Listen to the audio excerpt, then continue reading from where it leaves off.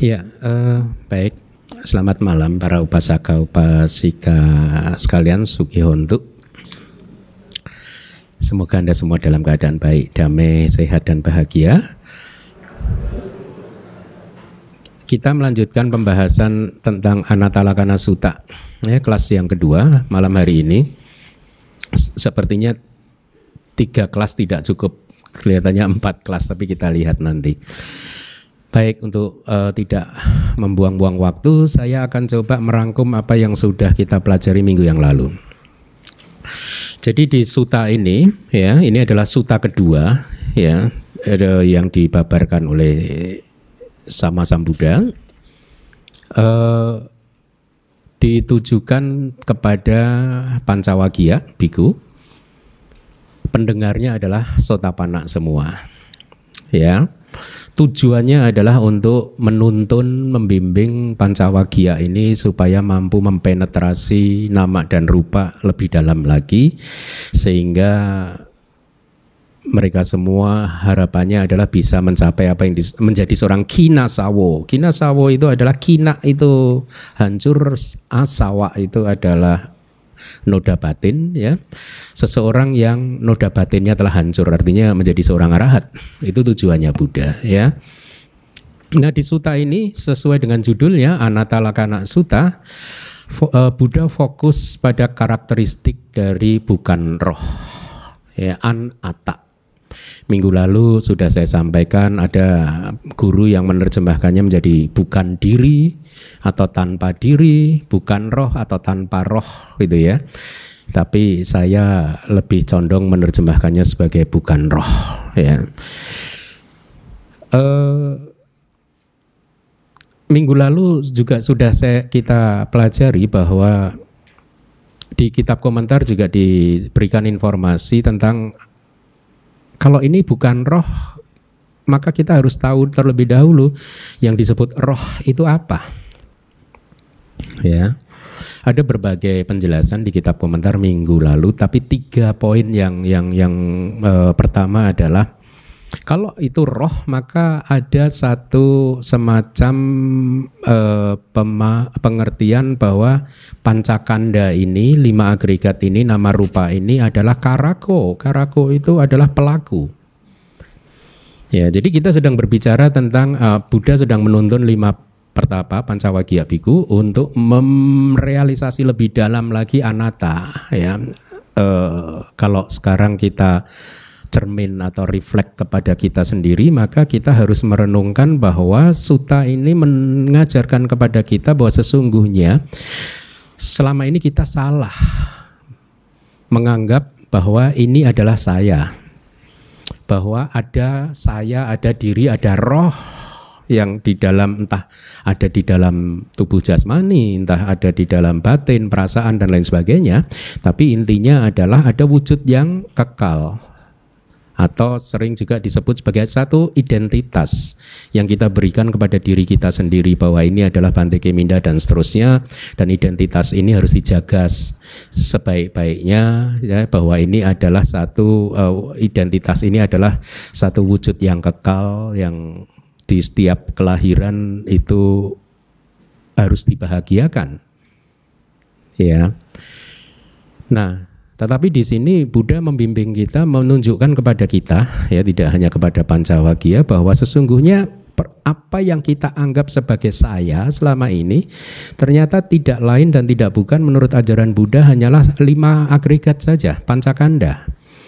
Ya, ibaratnya 5 ini adalah 5 komponen yang membentuk apa yang secara salah kita anggap sebagai saya, diri, roh, ataupun apapun itu istilahnya, identitas kita. Ya, secara salah, karena itu pandangan salah.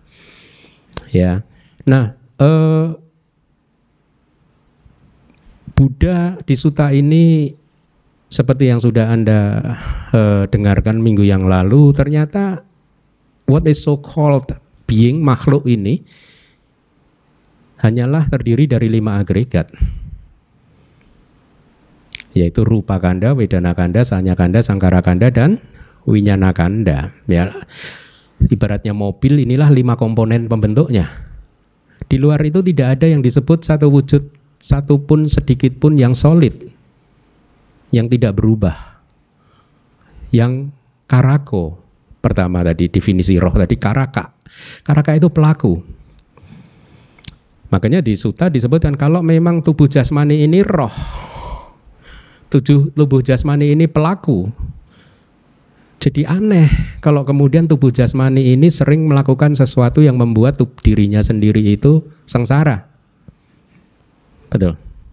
Sama juga dengan agregat-agregat yang lain. Kalau perasaan itu roh, maka jadi aneh dan lucu kalau perasaan ini sering melakukan sesuatu yang membuat dirinya sendiri menderita. Kalau persepsi ini roh, jadi aneh kalau dia melakukan sesuatu yang membuat akhirnya dirinya sendiri berada dalam kesulitan, sering mempersepsikan secara keliru dan kita anggap sebagai kebenaran, dan kemudian bahkan harus bertengkar dengan yang lain, saling mempertahankan persepsinya masing-masing, akhirnya jatuh dalam kesulitan dalam kehidupan dan seterusnya dan seterusnya. Demikian juga dengan sangkara kanda, yaitu formasi-formasi yang terdiri dari 50 cetasika, kan minggu lalu juga sudah kita sampaikan, yaitu 52 cetasika dikurangi 2 wedana dan sanya, perasaan dan persepsi. Kalau itu adalah roh, karena 50 cetasika itu kan selain perasaan dan persepsi itu ada banyak kan, misalkan cetana aja dulu yang pemimpinnya saja, kehendak. Ya, kalau kehendak itu adalah roh si pelaku, maka selalu harusnya berkehendak yang baik. Tetapi seringkali apa yang dilakukan oleh kehendak itu menyengsarakan dirinya sendiri. Dari tadi saya tidak mengatakan ada saya, ada diri, ada aku, ada roh ya. Kita mencoba untuk berpikir bahwa kita ini sebenarnya hanyalah 5 komponen ini loh. Ya. Demikian pula dengan agregat yang terakhir, yaitu agregat kesadaran. Kalau dia pelaku roh, maka dia pasti akan melakukan hal yang baik saja. Atau definisi yang kedua, roh selain karako adalah wedaka. Minggu lalu sudah saya sampaikan. Wedaka itu adalah sesuatu yang merasakan. Sesuatu yang merasakan. Wujud tertentu yang merasakan, yang mempunyai kemampuan untuk merasakan. Itu wedaka. Dari wedana Anda tahu kan, ini tambah ka gitu. Nah, kalau pancakanda ini dari tubuh jasmani ataupun materi ini adalah roh, dia adalah sesuatu yang bisa merasakan. Lalu aneh juga kalau seringkali dirinya sendiri merasakan rasa sakit, ya. Harusnya dia melakukan sesuatu yang tidak membuat rasa sakit. Kan begitu, ya. Kemudian definisi yang ketiga adalah sayang wasi. Bahasa Palinya wasi itu pengendali, pemilik, master, ya, master, tuan, wasi. Sayam itu saya, dirinya sendiri. Jadi tuan dari dirinya sendiri, pengendali dari dirinya sendiri, pemilik dari dirinya sendiri, sama. Sayam wasi. Sayam itu dari saya juga sama ya. Nah, kalau dia ini adalah, kalau pancakanda ini apa yang kita sering keliru kita anggap sebagai saya, kita ini adalah sayam wasi, tuan dari dirinya sendiri, lalu pasti tidak akan diizinkan untuk melakukan sesuatu yang menuntun kepada kesengsaraan. Abadaya sangwataya, yang pasti menuntun pada abada itu kesengsaraan, penderitaan, kesulitan dan lain sebagainya. Tapi faktanya tidak hanya di banyak kelahiran. Kalau kita hanya mampu mengingat satu kelahiran ini saja, sudah berapa kali pancakanda ini melakukan sesuatu yang menyengsarakan dirinya sendiri. Ya, makanya di sutta itu kan Buddha pertama tadi menguraikan itu tadi kan, rupang bikawe anatta, rupanca hidang bikawe ata abawisa. Wahai para biku, rupa adalah anatta. Oleh karena kalau rupa ata, kalau rupa itu adalah roh, na idang rupang abadaya sangwateya, bahwa materi tidak akan menuntun atau mengarah menuju ke arah kesengsaraan. Ya. La beta ca rupe ewang merupang hotu ewang merupang mahositi, ya. Dalam kaitannya dengan rupa bisa didapatkan, rupa jadilah seperti ini, jangan jadi yang seperti yang dulu itu. Ya.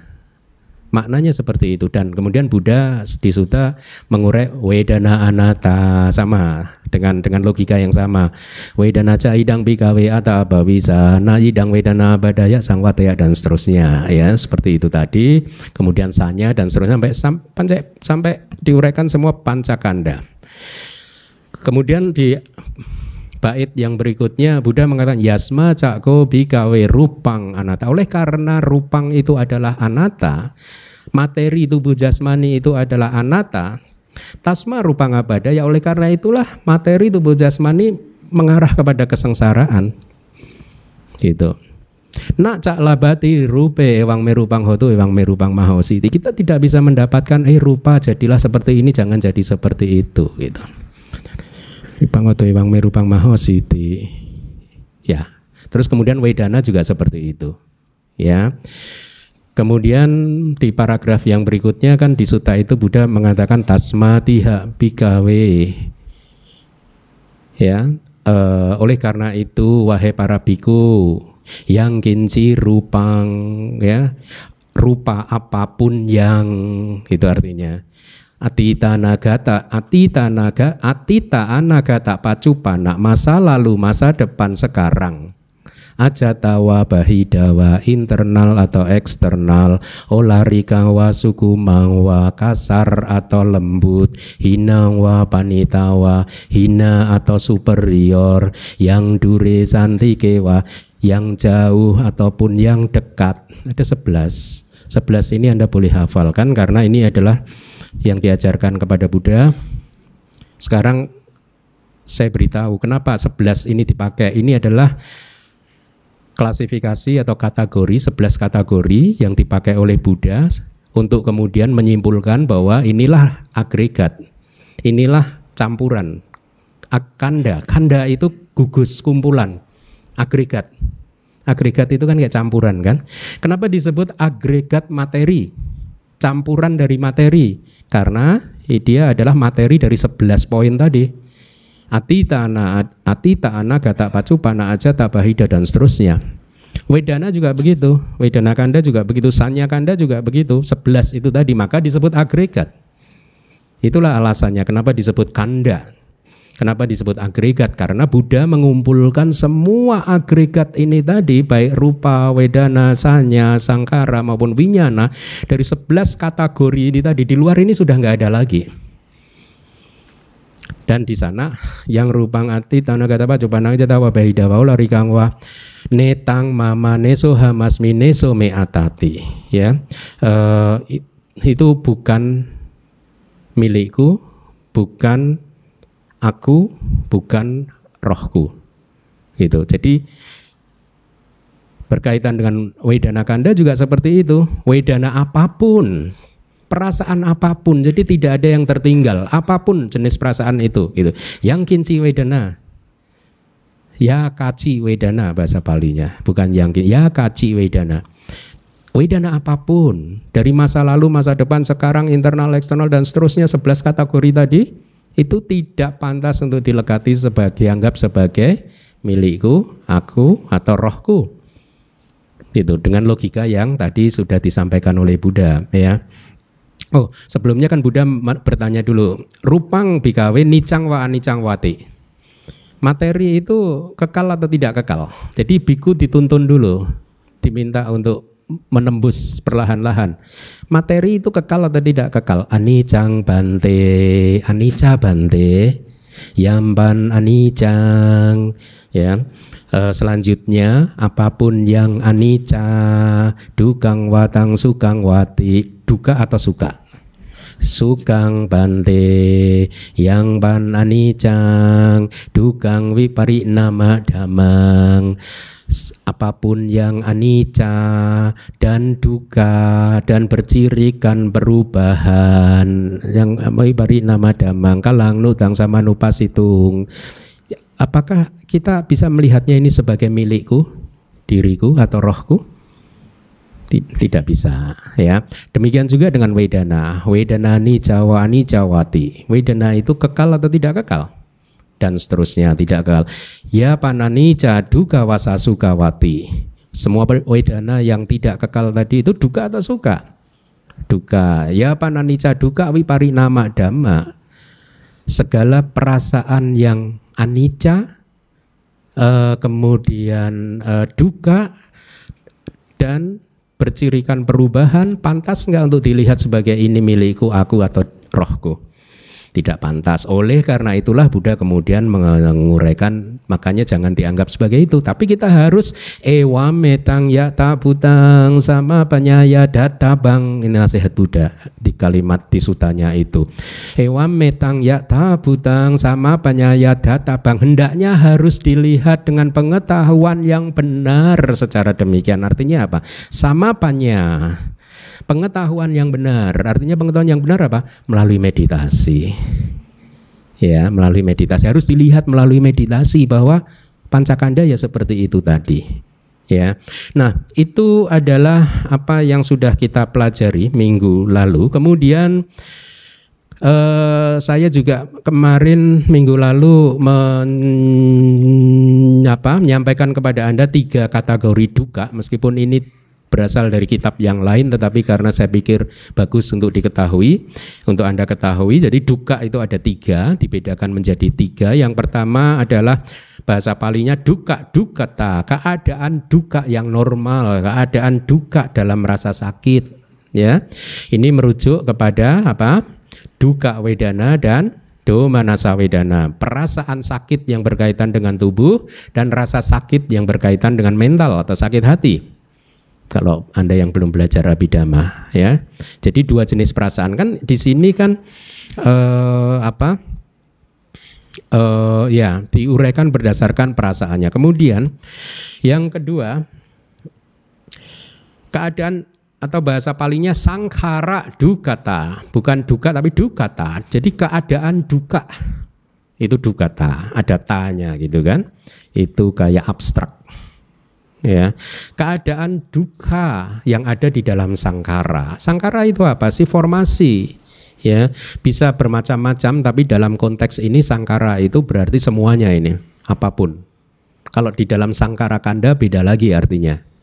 Ya, dalam sangkara kanda itu artinya 50 ceta sika. Kalau di sini artinya apapun, semua sangkara, ya. Meskipun nanti dibatasi hanya karena sedang membicarakan jenis perasaan, dibatasi hanya duka masuka wedana atau UPK wedana saja. Tapi ini berarti semuanya juga sangkara itu. Jadi kata sangkara itu maknanya macam-macam. Ada 2 yang sudah Anda ketahui. Yang ketiga, kalau Anda ini mengucapkan sabe sangkara anicca, itu beda lagi sangkaranya. Segala sesuatu yang terkondisi itu adalah anicca kan gitu. Nah, yang ketiga adalah keadaan duka di dalam perubahan, wiparinama dukata. Dukata, keadaan duka di dalam wiparinama, dalam perubahan. Ya, wiparinama. Ini merujuk kepada sukha wedana atau somanasa wedana. Ya, jadi duka dibedakan berdasarkan perasaannya ada 3. Ya, kalau bagus kalau Anda hafalkan, karena siapa tahu ke depannya kita akan sering ketemu istilah-istilah seperti ini. Kemudian kita lanjutkan materi malam hari ini.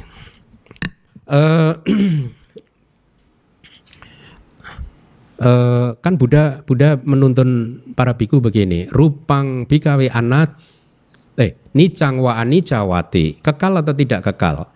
Kemudian yang tidak kekal itu suka atau duka. Ya, kemudian yang tidak kekal dan penderitaan bercirikan perubahan, wiparinama dhamma. Jadi pancakanda kita ini 5 agregat ini ya, itu bercirikan perubahan.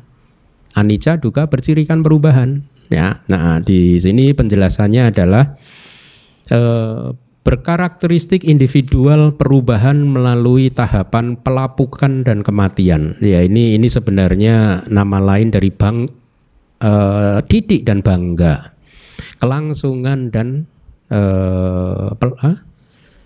penguraian.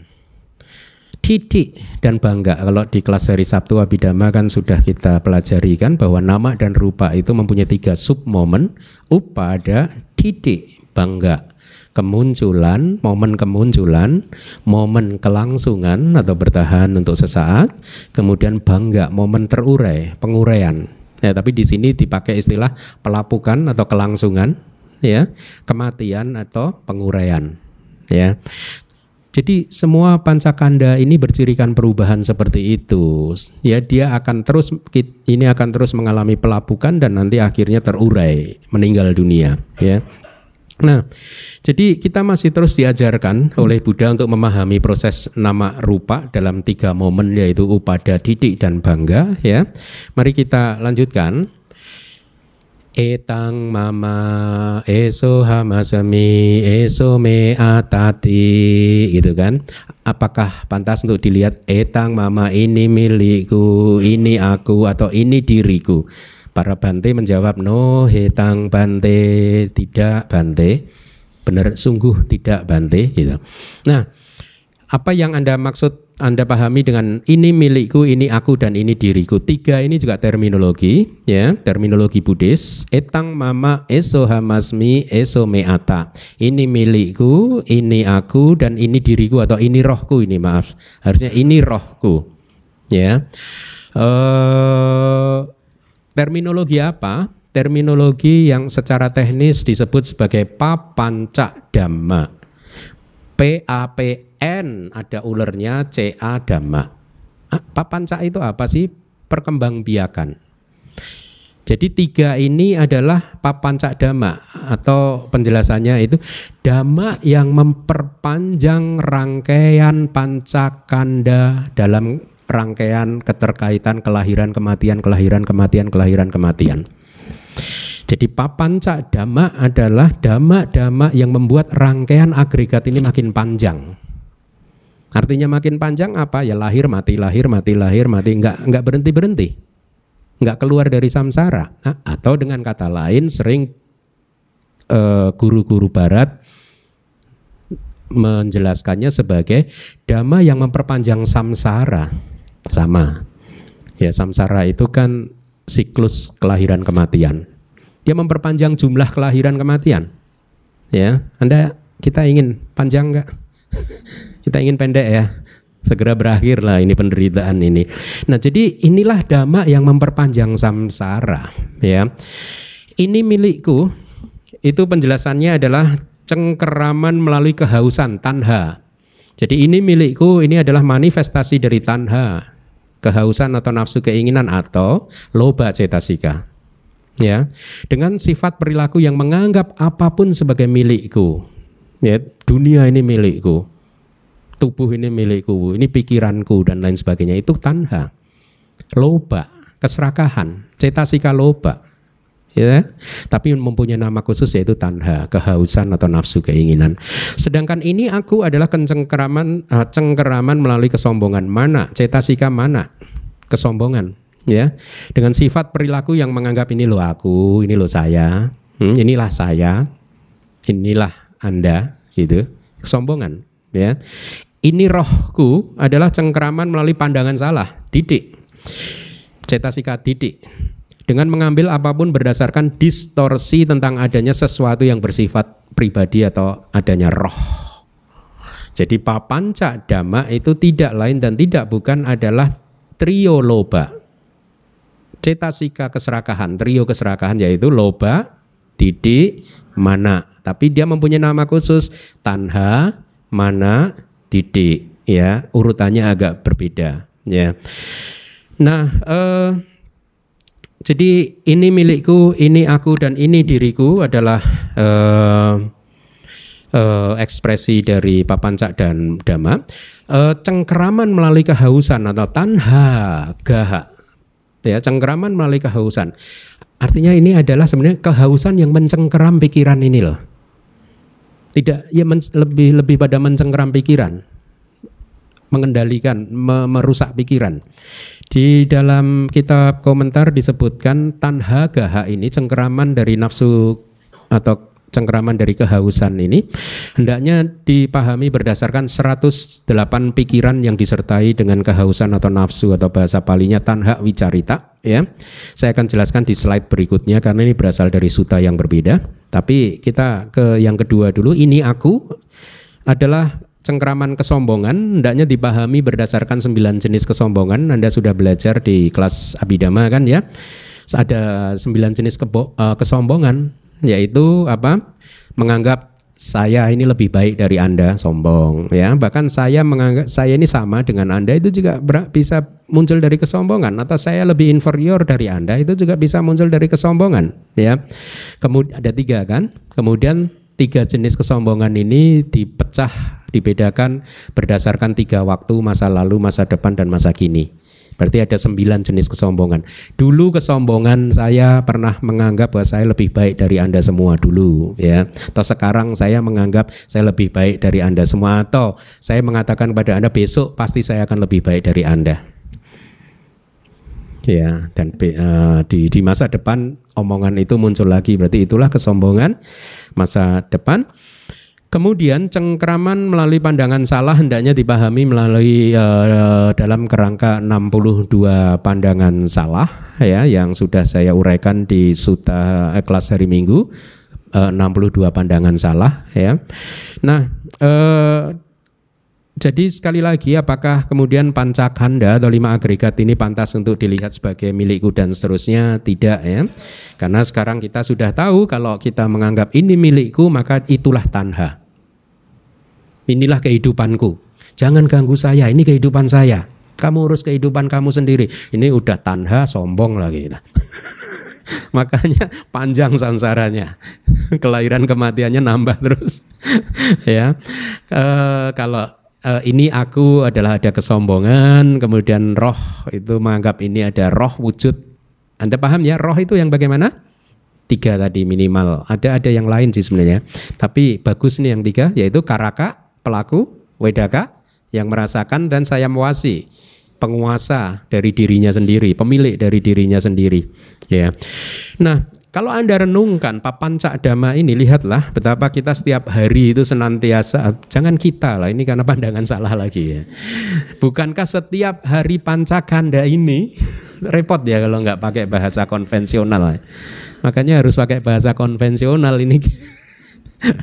Bahwa bukankah pancakanda ini selalu dicengkeram oleh either tanha atau mana atau didik, kehausan, kesombongan, atau pandangan salah? Coba Anda analisa kehidupan Anda setiap harinya. Dengan demikian Anda mulai bisa memaafkan diri Anda sendiri. Kenapa masih ada di sini? Oh. Nah, akhir dari samsara belum kelihatan, Bante. Jauh. Jadi demikianlah Buddha mencoba menunjukkan kepada kita tentang karakteristik anatta dengan menuntun para biku untuk memahami pertama-tama pancakanda adalah anicca ya, dan kemudian setelah itu dituntun bahwa pancakanda juga dukkha ya, bercirikan perubahan dan seterusnya. Nah, di teks juga ada kalimat begini kira-kira. Katakanlah seseorang itu menganggap bahwa mata ini adalah roh, katakanlah. Bisa dengan yang lain sih. Anda apa? Yang Anda sayangi apa? Rambut Anda roh, katakan. Oke, saya nggak punya rambut. Atau apapun, ya. Tapi di teks dikatakan satu contoh saja. Kalau seseorang menganggap mata ini adalah roh, maka ketika dia bermeditasi, dia tidak akan menemukan roh yang seperti dipahami sebelumnya, melainkan hanyalah kemunculan dan kelenyapan rupa saja, fenomena materi saja yang muncul lenyap. Dengan demikian akhirnya seharusnya persepsi pandangan salah dia tentang roh harusnya terkikis, gitu. Nah, buat para yogi yang melihat demikian, maka tidak akan ada pemahaman bahwa ada roh, ya, rohnya muncul dan kemudian rohnya lenyap. Kan jadi aneh. Kalau dianggap mata adalah roh, dia melihat mata itu muncul dan lenyap. Berarti rohnya muncul dan lenyap. Nah, kalau rohnya muncul dan lenyap, berarti tidak sesuai dengan definisi roh. Ya, ya. Jadi kalau di sutta yang lain, Buddha juga pernah mengatakan, kalau katakanlah ini saya agak lupa sutanya, tapi intinya begini. Kalau Anda menganggap mata ini roh, begitu mata itu hilang, maka Anda harus mempunyai pemahaman bahwa roh Anda hilang. Nggak apa-apa. Tapi rohnya hilang, mati udah, berarti anicca. Ya, nah, jadi inilah mengapa kita harus bermeditasi untuk melihat bahwa pancakanda atau nama rupa itu hanya muncul dan lenyap, dan dengan demikian persepsi tentang ego, roh, diri itu terkikis. Nah, saya coba ambilkan sutta dari Anguttara Nikaya. Sutanya sebenarnya cukup menarik tapi agak rumit ya. Sutta ini ya berjudul Tanha Vicarita ya. Saya lupa judulnya, tapi itu ada referensinya. Karena di komentar dari Anatalakkhana Sutta menunjukkan kepada kita bahwa kalau ingin memahami tanha, maka kita harus memahami tanha sesuai dengan Tanha Vicarita. Lalu kemudian saya cari Tanha Vicarita itu apa, ketemu di sutta yang lain di Anguttara Nikaya ini 499. Jadi ada 108 pikiran yang disertai oleh nafsu atau kehausan gitu ya. Diklasifikasikan pertama adalah 18 pikiran yang disertai tanha atau kehausan berkaitan dengan sesuatu yang bersifat internal. Internal itu artinya pikiran yang berkaitan dengan diri kita sendiri, dengan pancakanda ini, internal ini. Nanti yang kedua adalah 18 pikiran yang disertai dengan nafsu atau disertai dengan kehausan yang berkaitan dengan eksternal. Artinya pancakanda selain yang ini. Ya, nah di sutta itu disebutkan, suttanya ini saya rangkum saja ya. 18 pikiran yang disertai dengan tanha yang berkaitan dengan internal itu dikatakan begini. Ketika ada pikiran aku, ini aku, ya, maka akan ada pikiran selanjutnya, aku seperti ini, aku demikian, aku berbeda dengan ini, aku kekal, aku fana, aku mungkin demikian, aku mungkin seperti ini dan seterusnya. Ada 18 pikiran ya. Nah, kalau Anda baca sutanya hanya seperti itu pasti Anda bingung kan? Makanya kita butuh kitab komentar ya. Nah, harapan saya waktu mencoba untuk menerjemahkan sutta yang berbeda ini adalah setelah mendengar penjelasan ini, kita semua menjadi lebih berhati-hati dengan pergerakan pikiran-pikiran ini ya. Karena kalau tidak berhati-hati maka samsara makin panjang lagi. Ya, papancadamanya berkembang biak terus gitu. Jadi minimal kita sudah mulai tahu pikiran-pikiran yang masih dipengaruhi oleh papancadama atau dhamma yang membuat samsara ini panjang ya, berkembang biak, menyebar gitu. Nah, sutanya judulnya Tanha Sutta. Sutta tentang tanha, kehausan dari Anguttara Nikaya. Jadi 108 ini yang ada di slide ini adalah contoh daftar tentang bagaimana papancadama atau tanha, mana, didik, nafsu, kesombongan dan pandangan salah beraksi. Ya. Jadi mulai mengelabui, ini aku. Udah. Siapa berarti kalau ini aku? Tanha atau mana atau didik? Aku kok. Kesombongan. Ya, ini aku, ya. Itu udah salah ya, Bante? Iya salah. Mosok ngomong aku aja salah, ya buktinya makanya masih di samsara terus. Ya, begitu ada pikiran aku maka ada rentetannya seperti itu, konsekuensinya gitu. Nah, saya bacakan dulu di kitab komentarnya. Buddha mengajarkan tentang tanha itu diberi perumpamaan seperti jalin. Jalin itu kayak rangkaian atau jalinan gitu mungkin ya. Jalinan kayak jala gitu. Tahu jala enggak sih? Jala itu kan benangnya terangkai sedemikian rupa kan. Itu jalin itu kayak gitu itu ya. Atau tanha itu seperti nanti akan saya jelaskan maknanya apa. Tanha juga seperti arus sungai, mengalir terus. Selama masih ada tanha maka rangkaian arus nama rupa ini mengalir terus. Gitu. Atau tanha itu menyebar.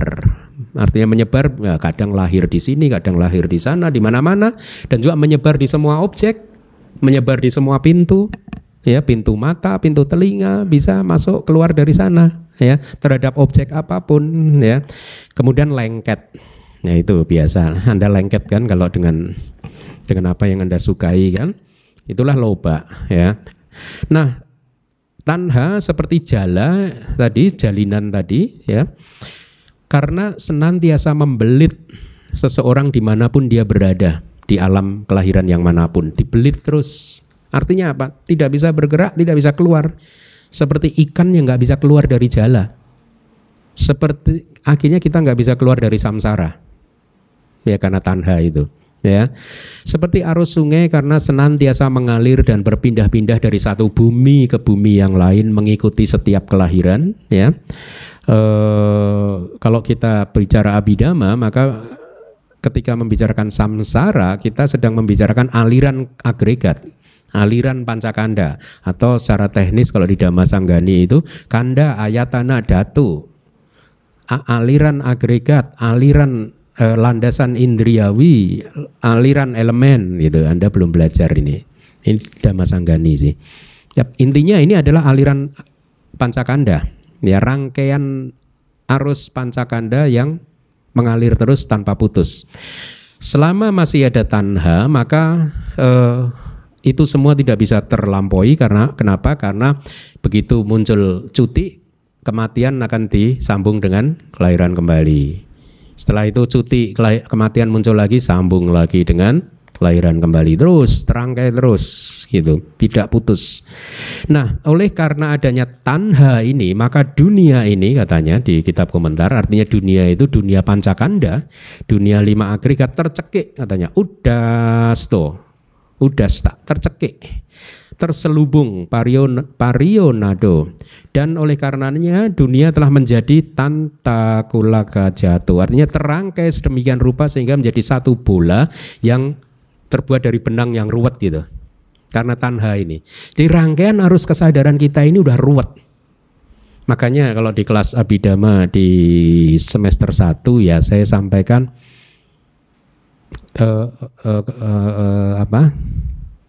timbunan karma atau apa yang sudah kita lakukan di masa lalu itu matriksnya sudah sedemikian rupa sehingga itulah mengapa kalau di bumi ini ada 7 miliar manusia semuanya beda-beda. Paham nggak? Jangankan 7 miliar manusia, tambah makhluk, tambah yang lain 7 triliun makhluk berbeda-beda semua. Karena matriksnya udah ruwet tadi. Kenapa bisa begitu Bante? Anda bayangkan fenomena mental muncul lenyap dalam satu jentikan jari 1 triliun. Satu jentik jari. Kita hidup sudah tidak bisa dihitung saking lamanya. Berarti apa yang sudah terjadi di masa lalu itu sudah membuat semacam matriks yang sedemikian ruwetnya sehingga kalau di sini disebut seperti apa tadi? Bola yang terbuat dari benang yang ruwet. Tahu nggak ruwet itu, tahu nggak? Orang Jawa sih tahu sih. Kusut ya. Udah sedemikian ininya sehingga sulit diurai lagi. Udah nggak bisa diuraikan lagi gitu. Ditarik lagi udah nggak bisa gitu. Bisanya dihancurkan lewat maga dan pala. Maga lah, jalan dan buah. Ya, kalau diurai-urai udah nggak bisa. Nah, terbelit dan tidak bisa keluar dari lingkaran kelahiran dan kematian dan bahkan sedemikian rupa sehingga tidak bisa melampaui alam kelahiran yang penuh penderitaan.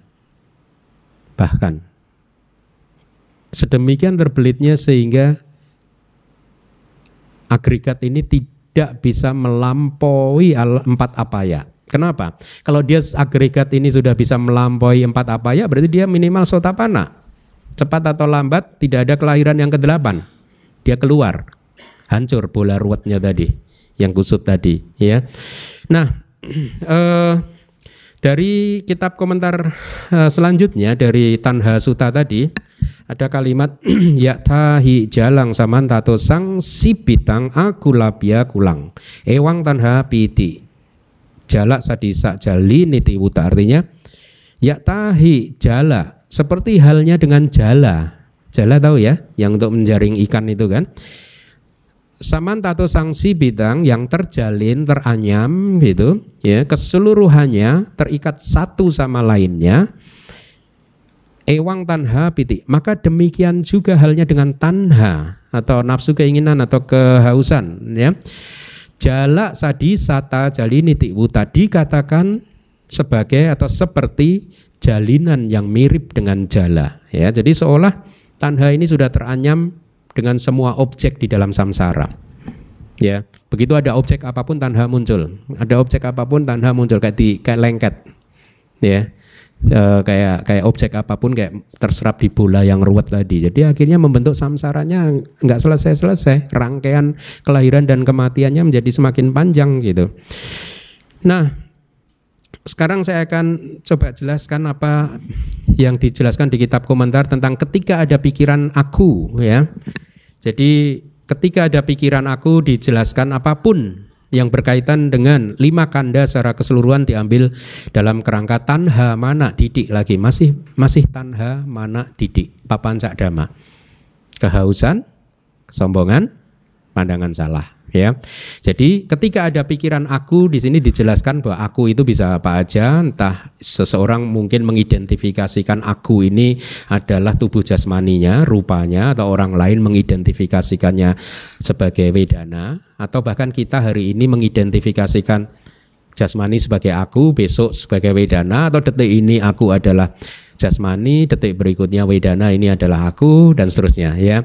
Jadi dengan 5 kanda apapun diidentifikasi sebagai aku, ya, secara keseluruhan diambil ini dalam kerangka tanha mana didik atau papanca dhamma, ya, atau trio loba, didik, dan mana. Kadang kita menganggap tubuh ini sebagai aku atau sebagai aku, maka ketika tubuh sakit, sangkara kanda ikut sakit. Ketika tubuh sakit, ya, maka yang lainnya ikut sakit. Jadi lucu ya, yang sakit tubuh kok pikiran ikut sakit. Hah? Bener gak sih? Kalau kita sakit flu, padahal kalau sakit flu itu yang sakit tubuh loh. Tapi kenapa pikirannya ikut sakit? Ya, nah karena tadi udah terbelit oleh tanha, mana, dan didik tadi. Ya, ketika tubuh ini dicela oleh orang lain, kenapa pikiran ikut sakit? Padahal tubuh ini bukan milikku, aku atau bukan roh, ya. Demikian pula ketika pendapat kita misalkan dicela oleh orang lain, ucapan kita dicela oleh orang lain, perilaku kita dicela oleh orang lain dan lain sebagainya, kenapa kita bereaksi? Ya. Maka itulah reaksi yang muncul dari pandangan salah tentang adanya roh, ya. Kemudian ketika ada pikiran aku, maka ada pikiran aku seperti ini, gitu. Di dalam kitab komentar dijelaskan itu berkaitan dengan 2 jenis cengkeraman tanha dan didik, nafsu, keinginan, dan pandangan salah, yang kemudian dia membandingkan dengan yang lain atau tidak membandingkan. Ini kesombongan. Jadi kalau membanding-bandingkan itu kesombongan. Oh ternyata ya, baru tahu. Makanya masih di sini ya. Jangan membanding-bandingkan lagi ya. Jadi membandingkan diri sendiri dengan siapapun itu tidak baik, ya. Anda masih ingat nggak sih batasan dari mana? 4 batasan mana di bab kedua? Kan kayak karakteristiknya kayak apa? Ya, bendera ya, yang berkibar-kibar, meninggikan diri sendiri gitu kan. Bahkan saya ini lebih rendah dari Anda tapi tetap aja meninggikan. Benderanya dikibar-kibarkan terus, ya. Dalam rangka apa? Karena fungsi dari kesombongan itu kan meskipun kita merasa inferior, tapi kita berkesombongan, bukan kita lah ya. Kesombongan itu berusaha untuk memuji dirinya sendiri.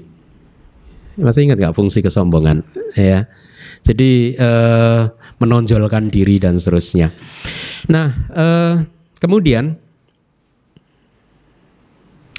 tentang perbandingan, kitab komentar membedakannya menjadi 2 jenis, yaitu saya sama dengan yang lain atau saya tidak sama. Kalau saya sama dengan Anda atau saya tidak sama, itu artinya saya lebih tinggi atau saya lebih rendah.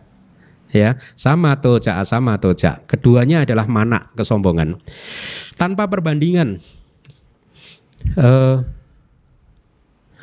Setelah mengambil objek dirinya sendiri, gitu, karena kita kitab komentar, tanpa membandingkannya dengan orang lain. Seseorang mengatakan aku ini seperti ini loh, saya ini seperti ini loh, saya ini adalah, kalau di kitab komentar, saya ini adalah Khatya, ksatria, saya ini adalah Brahmana, gitu. Saya ini adalah Wesa, saya ini adalah Sudra, saya ini adalah Biku, gitu, ya. Yang demikian itu itulah papanca dhamma. Bahaya ya, susah ya, halus sekali ya. Ya, makanya tanha itu bisa hancur oleh siapa? Arahata maga. Anagami masih punya tanha. Ya. Kemudian Aku demikian, itu penjelasannya adalah ekspresi ini adalah cengkeraman yang merujuk pada kesamaan. Oh, saya ini demikian ini loh, saya sama ini loh, gitu maksudnya gitu. Makanya ginilah kitab komentar pentingnya. Jadi kita tahu maknanya, karena sutta kadang terlalu singkat seperti itu sehingga kita sulit untuk memahaminya. Ya, aku adalah demikian. Jadi ini merujuk pada kesamaan, apakah saya ini adalah ksatria sama dengan yang lain, brahmana sama dengan yang lain, ya. Apapun itu juga apapun Anda, saya juga demikian. Itu sombong lah itu. Hah? Menarik ya? Atau malah jadi stres? Kemudian kalimat berikutnya, aku berbeda dengan yang ini, atau aku berbeda dengan ini. Artinya ini adalah cengkeraman yang merujuk kepada perbedaan, membedakan diri kita dengan yang lain, ya. Apakah Katiya, Brahmana atau apapun, saya tidak sama dengan itu. Kalau ada orang itu loh ksatria, ini Brahmana, itu biku, itu umat, saya nggak sama dengan itu. Sombong loh itu. Stres nggak? Artinya saya ini hina atau superior dibandingkan mereka, ya. Perbandingan seperti itu muncul karena dorongan cetasika yang disebut kesombongan. Yang berikutnya, aku itu fana itu kekal, ya, nggak mati-mati. Ada kan? Masa sih Bante ada manusia yang percaya nggak mati-mati? Bukan sebagai manusianya nggak mati-matinya.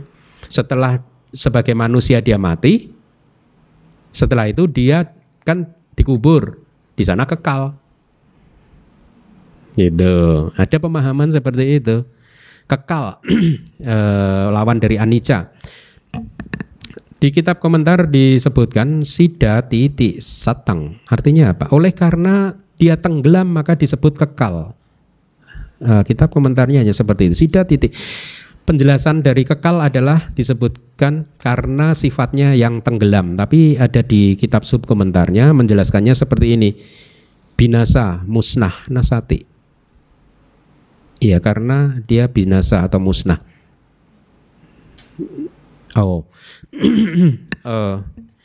enggak. Jadi begini. Di kitab subkomentarnya kemudian dijelaskan bahwa saya ini kekal. Ada pemahaman bahwa saya kekal. Saya ingin lahir di surga karena di sana kekal. Di neraka juga kekal, kok nggak ada yang mau ya? Sama-sama kekalnya. Enggak, padahal nggak kekal ya kita ya. Surga dan neraka nggak kekal loh kita ini. Kita lagi ngomongin, ya, kita nggak ada yang kekal alam kelahiran itu. Nah, kita sedang berbicara, saya ini adalah kekal, itu berbicara tentang sasa tak didik, pandangan salah tentang kekekalan, itu pandangan salah. Jadi tadi papanca dhamma kan tanha, mana dan didik, pandangan salah tentang kekekalan.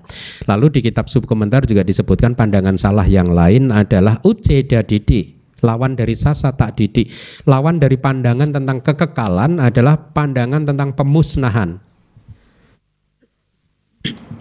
Pandangan tentang pemusnahan itu adalah setelah kehidupan ini saya nggak ada lagi, habis, hidup ya hanya sekali ini. Yaitu pandangan salah, hati-hati ya. Nah, kemudian kalimat berikutnya, aku mungkin demikian, ya, mungkin saya ini begini gitu. Itu bisa jadi dalam dianalisis sesuai dengan kerangka 3 tanha mana didik, atau aku mungkin seperti ini. Nah, ini berkaitan dengan keinginan. Saya akan menjadi seperti ini. Saya ingin jadi biku yang begini. Itu tanha. Ya. Nah, mari kita lanjutkan lagi. Masih 18 pikiran yang disertai nafsu berkaitan dengan yang internal. Aku mungkin demikian ini, aku mungkin berbeda, semoga saya menjadi ini, semoga saya menjadi demikian, semoga saya menjadi demikian ini, semoga saya menjadi berbeda, saya akan menjadi ini, saya akan menjadi seperti ini, saya akan menjadi demikian, saya akan menjadi berbeda, dan seterusnya. Jadi ini hanyalah variasi-variasi dari tanha mana didik, ya. Selanjutnya, pikiran yang disertai dengan tanha tapi berkaitan dengan eksternal. Ketika ada pikiran, saya disebabkan oleh karena ini, maka ada pikiran. Ada nggak kitab komentarnya? Ketika ada pikiran saya disebabkan oleh karena ini, maka akan ada pikiran saya seperti ini karena itu. Saya demikian karena ini. Saya berbeda karena ini. Sering kan? Oh, saya ini hidupnya jadi enak karena dia itu loh. Untung ketemu dia, gitu, ya. Untung menikah dengan dia, ya. Ada yang kebalikannya juga sih. Kenapa nggak yang lain? Ya, jadi itu yang eksternal saya rasa kira-kira sama sih kitab ininya ya, penjelasannya. Ini masih 18 pikiran yang lain. Nah, 18 yang berkaitan dengan internal dan 18 yang berkaitan dengan eksternal, berarti ada berapa tanha wicarita? 36 kan? Kalikan 3, masa lalu, masa depan, sekarang.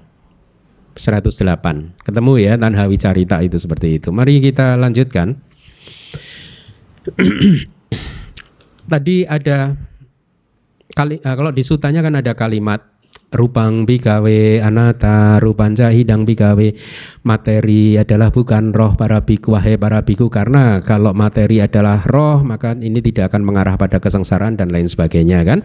Dan dalam kaitannya dengan materi bisa didapatkan materiku jadilah demikian, materiku jangan seperti itu gitu ya. Nah, pada saat kalimat ini diucapkan oleh Buddha, Buddha sedang menunjukkan ciri dari anatta ditunjukkan melalui ciri dari dukkha. Paham nggak? Kalau pancakanda ini adalah roh, maka nggak mungkin mengarah pada kesengsaraan. Jadi Buddha sedang menuntun kita untuk memahami anatta dari pintu masuk atau pintu keluar dukkha. Ya, kan jadi nggak masuk akal kalau ini adalah roh, kok kesakitan terus, entah sakit hati atau sakit apapun gitu. Menderita, sering berada dalam kesulitan dan lain sebagainya gitu. Ya. Nah, tetapi ciri anatta juga tidak hanya ditunjukkan melalui ciri dukkha, Buddha juga menuntun murid melalui pintu yang disebut anicca dan dukkha. Makanya rupang bikawe nicca wa anicawati. Materi itu kekal atau tidak kekal? Tidak kekal bante, yang pananicang dukang wasang sukang wati. Yang tidak kekal itu dukkha atau suka, dukkha bante. Oh, yang tidak kekal dan dukkha itu anatta. Jadi ada dua pintu masuk kan, dibimbing dari pintu dukkha atau dibimbing dari pintu anicca dan dukkha, dengan logika seperti itu ya. Di slide dikatakan anicca dan dukkha itu jelas terlihat, dan faktanya hanya Buddha yang merealisasi anatta. Master spiritual lain di dunia, masa lalu, masa depan, masa kini, tidak ada yang bisa menembus bahwa ini adalah anatta. Mereka bisa paham anicca dan dukkha. Semua ajaran spiritual tahu, oh ya dunia nggak kekal, oh ya hidup penuh dengan kesulitan, tapi nggak ada yang bisa menembus bahwa itu adalah anatta. Jadi anatta itu adalah ciri khusus dari ajaran Buddha yang tidak ada di ajaran yang lain. Ya, makanya di sana dikatakan anicca dan dukkha mah jelas terlihat, ya. Tapi anatta tidak jelas terlihat. Kenapa? Karena ketika barang-barang Anda itu rusak, kalau orang di negeri Buddhis, kalau misalkan benda kesayangannya jatuh pecah, dia reaksinya anicca. Anicca, atau ada orang meninggal anicca gitu ya. Maka di sana disebutkan ketika barang-barang bejana dan lain-lain hancur, orang-orang akan berkata anicca, tapi enggak ada yang anatta. Mulai besok ya kita gitu ya, kita biasakan ya anatta gitu ya. Tidak lazim diucapkan, itu teks loh, ini kitab komentar nih, saya terjemahkan, saya rasa akurat ini. Atau ketika bisul dan jerawat muncul di dalam tubuh atau tertusuk duri, maka mereka akan berkata dukkha. Benar gak sih? Dukkha nih lagi jerawatan. Nah besok Anda anatta nih lagi jerawatan.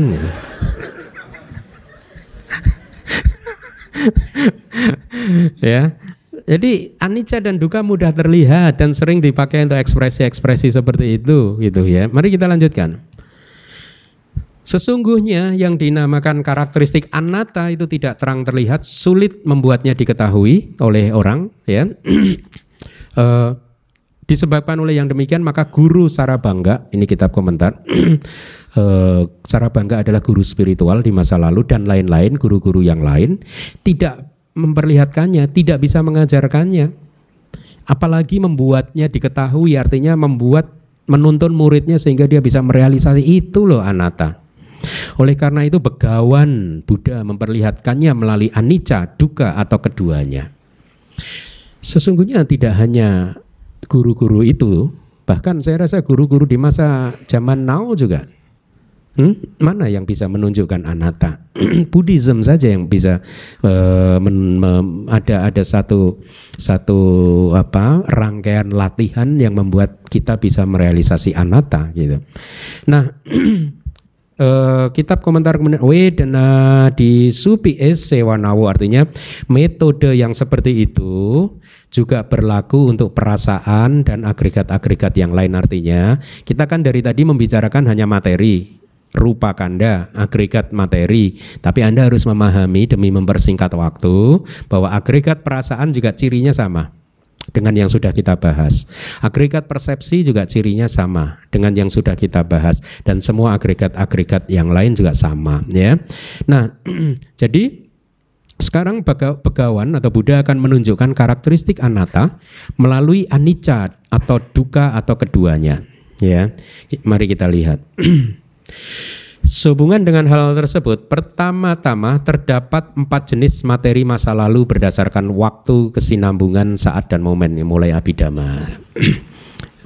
Mohon pakai seatbelt Anda. Sabuk pengaman Anda mohon dikencangkan, ini pesawat akan banyak guncangan. Nah, di sini kita akan mulai menganalisa. Tadi kan disebutkan bahwa pancakanda, kenapa disebut kanda? Kenapa disebut agregat? Karena ini adalah kumpulan dari 11 kategori. Titana gata pacupana ajata bahida, masa lalu, masa depan, masa sekarang, internal, eksternal, kasar, lembut dan lain sebagainya, 11. Nah, sekarang mau dibahas satu persatu. Materi yang masa lalu itu yang enggak apa sih? Nanti perasaan yang masa lalu itu yang enggak apa dan seterusnya. 11 klasifikasi tadi akan dibahas ya. Nah, yang disebut materi masa lalu dipahami berdasarkan 4 hal: waktu, kesinambungan, saat dan momen ya.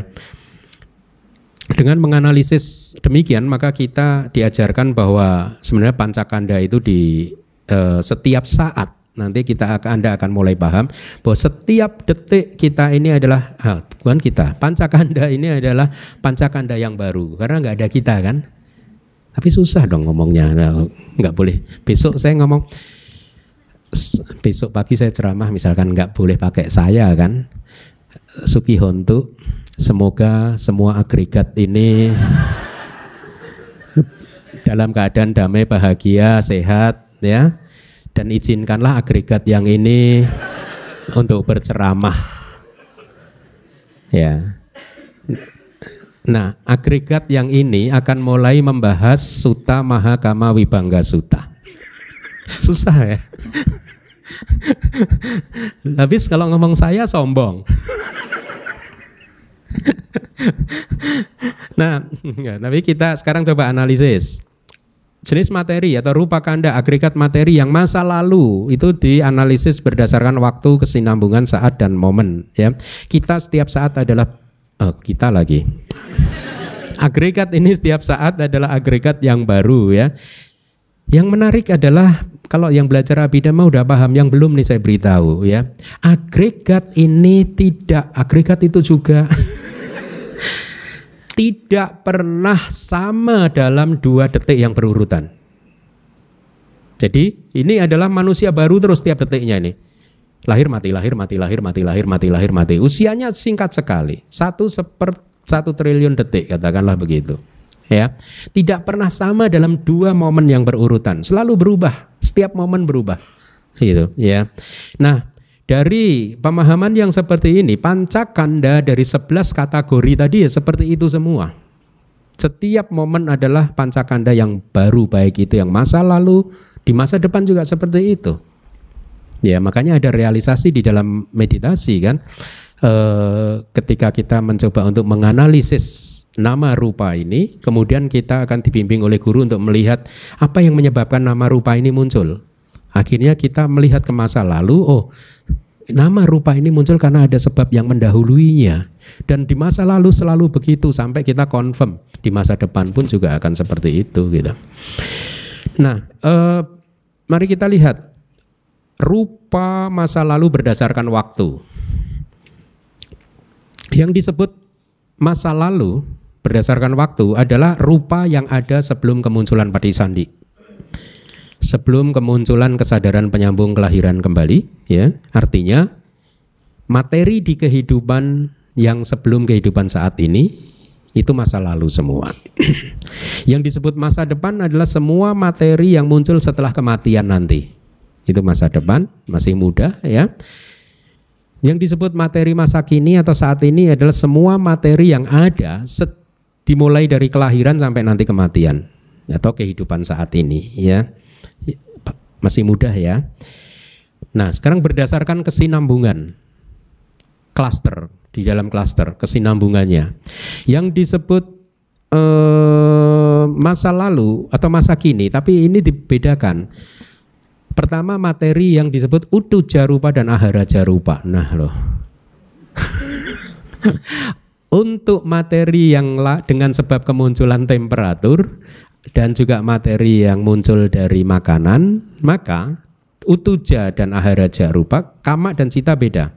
Ya, utuja dan aharaja rupa yang disebut masa kini adalah rupa yang muncul dalam satu sebab temperatur yang sama atau satu sebab sari makanan yang sama. Artinya semua rupa yang muncul dari utuk yang sama itu disebut masa kini.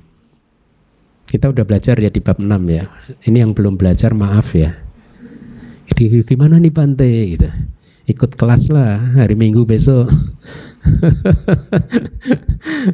Ya, jadi di bab ke-6 kita udah selesai, murid Abhidhamma hari Sabtu udah selesai mempelajari tentang rupa atau materi. Mereka tahu apa itu materi dengan sebab kemunculan temperatur dan materi dengan sebab kemunculan sari makanan gitu ya. Nah, yang disebut materi masa kini adalah klaster atau rupa kelapa yang muncul dari utuk atau ahara yang sama. Paham ya? Saya rasa kita nggak punya cukup waktu untuk itu. Bagi Anda yang belum paham nggak apa-apa, pelan-pelan nanti Anda renungkan terus, dikejar ketinggalannya ya. Kemudian materi masa lalu adalah rupa yang muncul dari sebab temperatur atau sari makanan yang lampau, bukan yang itu. Sebelum yang itu. Ya. Masa depan berkaitan dengan materi yang muncul dari utuk, temperatur dan sari makanan yang sesudah yang itu. Masih mudah ya. Nah, sekarang kita lihat untuk cita jarupa atau materi dengan sebab kemunculan kesadaran atau materi yang muncul dari kesadaran yang disebabkan oleh kesadaran atau materi dengan sebab kemunculan yaitu kesadaran. Yang disebut masa kini adalah rupa yang lahir di proses kognitif yang sama. Jadi dalam satu proses kognitif ya, cita ini kan menghasilkan rupa. Ya, rupa yang dihasilkan oleh semua cita di dalam satu proses kognitif itu adalah materi masa kini. Ya. Atau di dalam istilah lain satu proses kognitif yang mempunyai impuls yang sama-sama, ini istilah aja ya. Dan atau absorpsi yang sama dalam pencapaian jana yang sama. Ya. Itu yang masih berlangsung pencapaian jananya di saat ini, itulah yang disebut rupa masa kini. Ya. Sedangkan rupa masa lalu adalah rupa yang sebelum proses kognitif itu tadi. Rupa masa depan adalah rupa yang diproduksi oleh cita di proses kognitif yang sesudahnya. Ya. Sesudah dari yang sedang berlangsung itu maksudnya. Nah, untuk kamaja rupa lalu, untuk rupa yang muncul atau disebabkan oleh karma, ya, di sini tidak ada pembagian ke dalam ketiga waktu, tidak ada pembagian masa lalu, masa kini dan masa depan, ya. Dengan demikian untuk materi bisa diketahui dari faktor pendukungnya cita, utuk dan ahara saja. Tidak ada penjelasan kenapa yang kama tidak dibedakan. Ya. Kemudian berdasarkan saat Yang disebut materi saat ini adalah, kalau di kitab komentar disebutkan dengan penjelasan pagi, siang, sore dan lain-lain, artinya kalau ini adalah malam sekarang ini, maka materi saat ini ya ini materi ini. Itu. Materi masa lalu ya sebelum ini, materi sore tadi, siang tadi atau pagi tadi. Materi masa depan ya setelah malam ini, materi besok pagi gitu, ya. Berdasarkan momen, disebut materi yang saat ini adalah materi yang dalam 3 submomen, kemunculan, kelangsungan, penguraian, itu materi saat ini.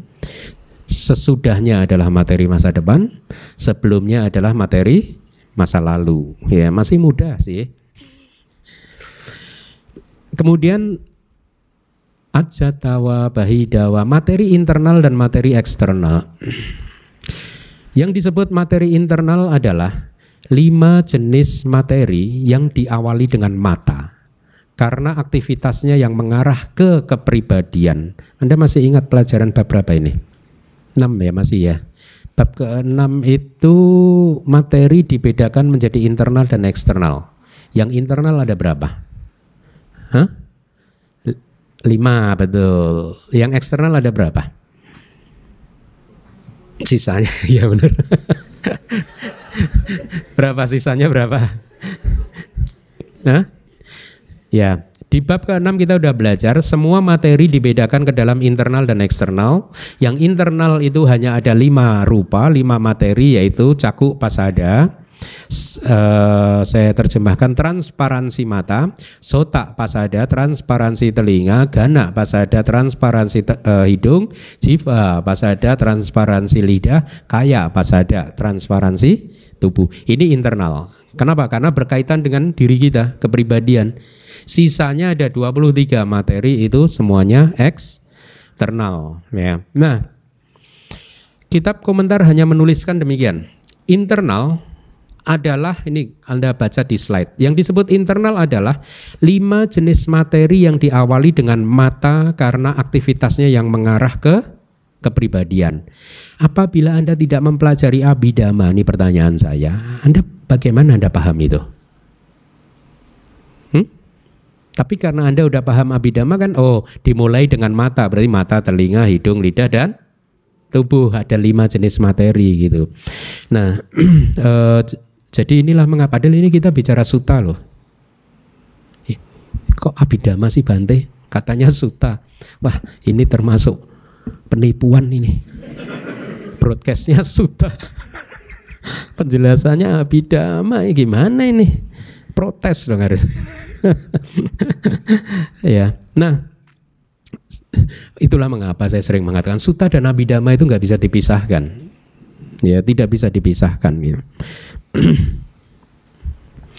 Mereka yang nggak paham Abhidhamma, meskipun mereka bisa membuka kitab komentar, pasti begitu ketemu begini mentok, nggak paham, karena nggak paham Abhidhamma kan, ya, tidak bisa memahami sutta dengan baik akhirnya gitu, ya. Nah, mari kita lanjutkan.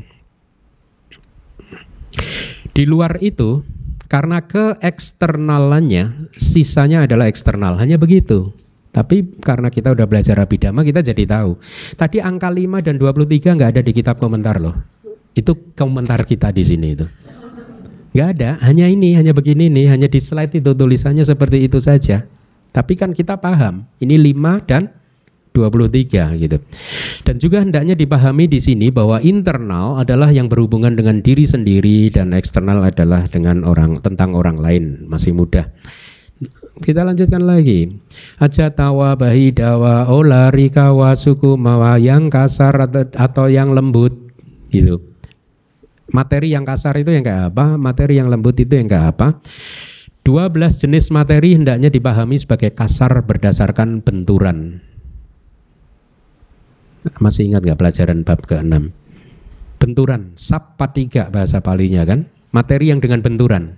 Ada berapa? 12. Ya, ini gak ada di kitab komentar. Ini adanya Anda tadi yang berkomentar tadi.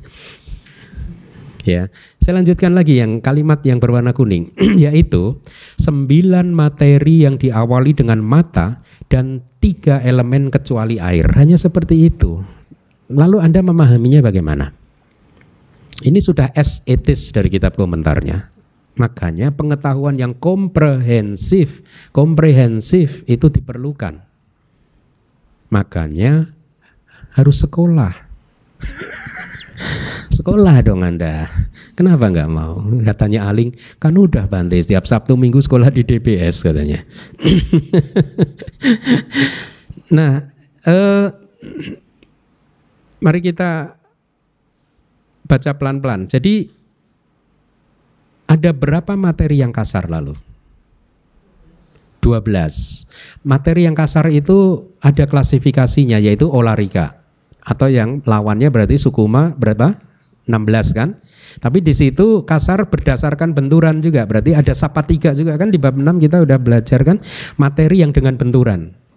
Dan materi yang apatiga tanpa benturan. Ada kan? Ada semua di bab pelajaran bab ke-6 ya. Nah, kalimat yang berwarna kuning itu tadi, 9 materi yang diawali dengan mata dan 3 elemen kecuali air. Kalau Anda nggak paham Abhidhamma lalu juga gimana? Karena nggak ada penjelasan lebih jauh. Nggak ada penjelasannya. Nah, karena kita udah belajar Abhidhamma, jadi tahu kan, oh 9 materi yang diawali dengan mata itu adalah mata, telinga, hidung, lidah, tubuh. Kemudian objeknya rupa, sada, ganda, rasa, dan potaba.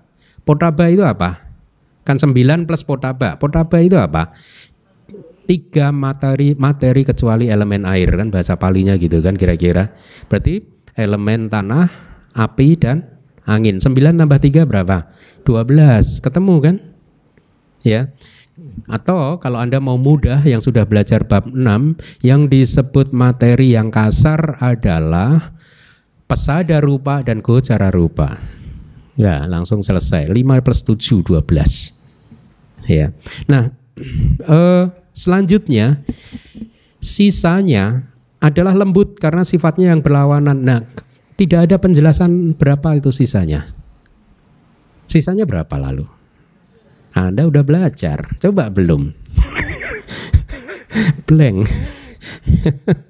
Ya, oke. Jadi pinter, Anda udah pinter. Sekarang klasifikasi yang lain, inferior atau superior. Di sini kualitas rupa yang inferior dan superior dijelaskan dengan bahasa kiasan dan tanpa kiasan. Ini sutta itu terminologinya sedikit berbeda dengan Abhidhamma. Kiasan itu pariyaya bahasa Palinya. Kalau kita mengenal kiasan itu semacam samuti saja, kebenaran konvensional. Ya, kalau tanpa kiasan itu nippariyaya. Kalau kita mengenalnya adalah paramata saja, kebenaran yang hakiki. Ya, atau ini adalah ekspresi sehari-hari dan yang kebenaran hakiki. Itu maksudnya kiasan dan tanpa kiasan. Sehubungan dengan hal itu, materi di bumi Sudasi adalah inferior dibandingkan dengan bumi di... Anda tahu nggak itu? Apa itu? Kenapa hanya disebutkan akanita?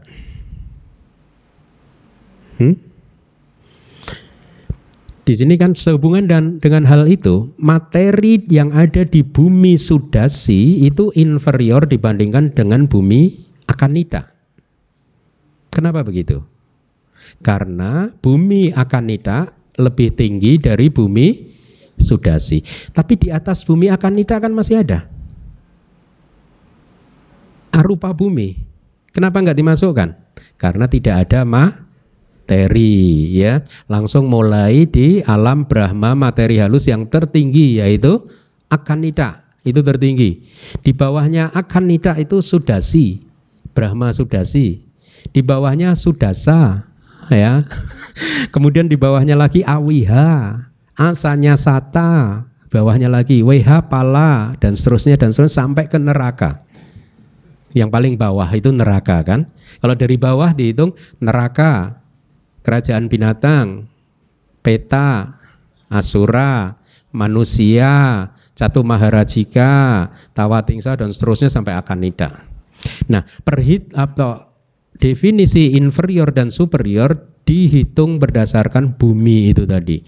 Kalau ada di bumi yang atas berarti dibandingkan yang di bawah dia superior. Ya. Itu yang pertama. Demikianlah materi hingga ke makhluk-makhluk di neraka ya. Keadaan inferior atau superiornya hendaknya dipahami dengan metode yang tadi seperti sesuai dengan tingkatan buminya.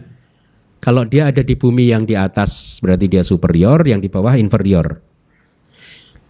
Materi yang ada di bumi manusia dibandingkan di bumi asura superior mana? Superior manusia. Dibandingkan Catu Maharajika superior mana? Ya, pinter. Nah, jadi kiasan di sini Anda pahami berdasarkan 31 bumi yang sudah kita pelajari di bab ke-5 ya. Kita lanjutkan sedikit lagi. Selanjutnya, berdasarkan metode tanpa kiasan. Nah, sekarang tanpa kiasan, Paramata Dhamma. Yang ini agak rumit. Kencangkan ikat pinggang Anda. Ya, paramata saja, kebenaran paramata. Objek yang diambil oleh kesadaran resultan tidak baik apapun yang muncul adalah inferior. Bisa enggak? Enggak. Paham enggak? Ini kan kita bicara materi. Objek yang diambil oleh kesadaran resultan tapi yang aku salah wipaka adalah inferior. Itu maksudnya. Kenapa? Karena sifatnya yang tidak diharapkan, tidak menyenangkan. Artinya apa? Karena itu bukan objek yang menyenangkan. Anita aramana kan? Objek yang tidak menyenangkan atau tidak diharapkan. Itu sama ya. Di kitab ini saya bacakan. Yang pana aramanang katwa kusalawi paka winyanang upajati tang panitang ida bawato. Yang pana aramanang katwa artinya selanjutnya yang aramanang katwa, objek yang telah diambil oleh kesadaran resultan atau objek yang diambil oleh kesadaran resultan yang baik, kusala wipaka winyana kan, kesadaran resultan yang baik apapun ya yang muncul ya. Jadi coba ikuti pahami ya kata-kata ini ya, kayak saya terjemahkan dari palinya. Jadi objek apapun yang diambil oleh kesadaran resultan yang baik yang sedang muncul itu adalah superior. Kalau tadi kan resultan yang tidak baik ya, objek yang diambil oleh aku salah wipaka cita adalah inferior. Kalau objek yang diambil oleh kusala wipaka cita adalah superior. Kusala wipaka cita itu seperti kalau Anda melihat saya ini kan kesadaran mata Anda kusala wipaka, saya ini superior. Saya Anda melihat saya dengan kesadaran mata kusala wipaka atau aku salah? Enggak dong, kan by nature saya kan baik. Jadinya karma baik Anda berbuah melalui kesadaran yang kusala wipaka. Tang panitang ita bawato. Karena sifat dari itu tadi menyenangkan itu ya, gitu. Dan superior dan menyenangkan, sifatnya menyenangkan gitu. Panitang itu superior, ita bawato, ita menyenangkan kan, ya. Kemudian ada lagi kalimat ya tahi aku salawi pako sayang anito anite ewa upajatina ite. Ya tahi oleh karena ya ta seperti halnya dengan oleh karena itu seperti halnya dengan aku salawi paka, kesadaran aku salawi paka yang di dalam sayang di dalam dirinya sendiri anito tidak menyenangkan, hanya muncul dalam kaitannya dengan objek yang tidak menyenangkan, tidak muncul dengan dalam kaitannya dengan objek yang menyenangkan. Saya rasa ini Anda paham lah ya, bahwa aku salah wipaka cita itu hanya muncul ketika objeknya tidak menyenangkan, ya kan? Karena dia muncul karena objeknya tidak menyenangkan, ya. Kalau kusala wipaka cita selalu munculnya dengan objek yang dua jenis kan, bisa ida aramana menyenangkan atau ati ida aramana sangat menyenangkan. Saya yang mana? Paham ya? Nah, kita lanjutkan lagi. Saya rasa kita kejar lah sedikit lagi ya. Yang dure santikewa gitu, rupa yang jauh atau yang dekat, ya. Yang materi yang lembut adalah jauh. Materi yang lembut berapa tadi? Ini pinter ya. Kagum loh saya. Ya, materi yang lembut itu 16. Selain 5 pasada dan 7 gocara. Sisanya adalah materi yang lembut. 16 materi yang lembut ini disebut sebagai materi yang jauh. Kenapa? Karena karakteristik individunya sulit untuk ditembus. Lebih mudah mengamati pasada dan gocara. Gocara Anda bisa, meskipun konsep ya. Lebih mudah, tapi selebihnya susah. Materi yang lainnya adalah dekat, berarti cakup pasada dan gocara, karena karakteristik individunya mudah untuk ditembus. Dan juga di sini keadaan jauh dan dekat hendaknya dipahami masing-masing berdasarkan penampakan lokasinya gitu. Ya, kita lihat informasi tambahannya. 11 kategori rupa yang telah disebutkan harus dilihat dengan menggunakan kebijaksanaan yang benar tadi di sutanya, yaitu dilihat dengan menggunakan vipassana melalui pengetahuan jalan. Ini dari kitab komentarnya. Oh, berarti saha vipassana ya maga panyaya harus dilihat dengan menggunakan vipassana melalui pengetahuan yang muncul bersama jalan, maga. Pencerahan berarti. Ya. Nah. Oke, saya rasa Anda sudah paham. Yang jauh adalah apa tadi? Yang lembut ya, ada berapa? 16, berarti yang dekat ada 12. Sekarang agregat yang berikutnya yaitu perasaan dan lain-lain yang apapun ya, yang 11 kategori hendaknya dipahami sebagai keadaan perasaan masa lalu, masa depan dan masa kini berdasarkan kesinambungan dan momen. Artinya berdasarkan kesinambungan, perasaan yang muncul di satu proses kognitif dengan satu impuls dan satu absorpsi yang berkaitan dengan satu objek adalah masa kini. Artinya semua jenis perasaan yang muncul di satu proses kognitif, itu singkatnya, itu adalah masa kini. Perasaan masa lalu adalah sebelum proses kognitif tersebut. Perasaan masa depan adalah perasaan yang muncul di proses kognitif yang sesudahnya. Berdasarkan momen, yang disebut perasaan masa kini adalah perasaan yang muncul di 3 submomen. Masa depan dan masa lalu adalah sesudah dan sebelum 3 submomen tersebut. Ya.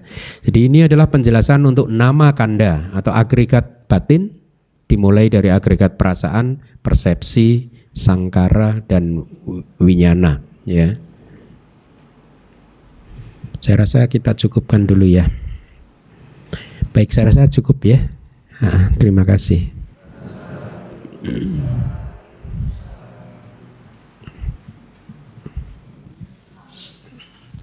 Pandami Bante. Bante Aling masih agak bingung tentang yang tadi penjelasan masa, 3 masa itu. Kan dilihat dari 4, yaitu waktu, kesinambungan, saat dan momen. Nah kalau yang waktu kan dari kehidupan lalu, sekarang dan masa depan. Kehidupan akan datang. Kesinambungan tadi witi. Tapi kalau yang saat gimana ya Bante? Maksudnya? Iya. Agak bingung Bante. Iya, 4 materi yang terkait dengan masa waktu ya berarti ya. Oh, jadi kalau ikan jadi saat dibedakan menjadi 3, pagi, siang, malam. Ini kan sekarang di malam. Berarti materi yang ada di malam ini dianggap nih materi saat ini. Berarti materi yang tadi sore atau siang atau pagi itu materi masa lalu. Materi besok pagi kita ketemu di sini ada materi, itu berarti itu materi masa depan. Jadi itu lebih ya konsep gitu ya Bante, lebih samuti saja gitu. Iya. Okay. Sebenarnya ya, kalau semakin saya mempelajari kitab komentar dan subkomentar, guru-guru kata-kata itu mencoba menganalisis selengkap-lengkapnya, ya. Meskipun kadang hanya dengan analisis satu aja kita paham, tapi kan dianalisis lengkap dengan berbagai kemungkinan. Menurut saya itu bagus dalam artian bahwa mungkin para guru itu sadar bahwa yang membaca atau yang murid-murid itu mempunyai kecenderungan berbeda-beda. Jadi ada yang bisa memahami misalkan hanya berdasarkan momen dia udah paham, tapi yang lain mungkin coba disampaikan semata-mata hanya untuk memperkuat saja bahwa ada materi masa lalu, masa depan, masa kini gitu. Iya, kalau misalnya kita lihat ini berarti sebenarnya yang paling detail itu kan yang momen Bante. Berarti dalam satu witi aja 17 momen aja itu udah beda-beda tiap ke cita-cita tertentu udah masa lalu lagi. Gitu. Oh. Iya, tapi kalau sehubungan dengan realisasi maka harus sama Panyaya Databang, harusnya dilihat dengan dengan samapannya, dengan kebijaksanaan yang benar. Melalui meditasi tadi kan, ya ini hanya memberikan konsep ini, hanya memberikan data kepada kita untuk memperkuat pemahaman kita. Sebenarnya gini loh, kita ini kan sering memahami secara sederhana bahwa tubuh jasmani saya ini sejak lahir sampai hari ini sama. Nah sekarang kita dibimbing oleh guru kata-kata bahwa ada saat ini masa lalu dan ya secara pelan-pelan mau dipoles ini. Persepsi kita mau dipoles pelan-pelan bahwa ini adalah materi yang berbeda terus. Per momen ya Bante. Per momen lagi. Bisa per momen atau bisa juga dengan berdasarkan tadi saat ya. Saat juga dipoles sesuai dengan kecenderungan yang mendengarkan. Kemudian pemahaman yang mendengarkan juga ya kan berbeda-beda kan. Ada yang bisa memahami dengan lebih enak kalau dengan momen, ada yang lebih enak dengan saat. Kesinambungan, ada ya tadi kesinambungan ya, ya atau berdasarkan waktu ya gitu. Oke, Bante. Ya. Terus Bante kalau yang tadi yang hina dan panita, berarti superior dan inferior itu terkait dengan objek tuh berarti kita boleh bilang bahwa kalau dia adalah anita aramana itu yang inferior sudah pasti gitu. Sebenarnya yang superior tuh yang dan kusalawi pak, objeknya kusalawi paka. Atita aramana. Boleh bilang gitu ya Bante.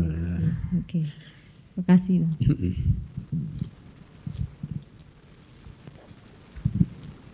Kyoto Bante.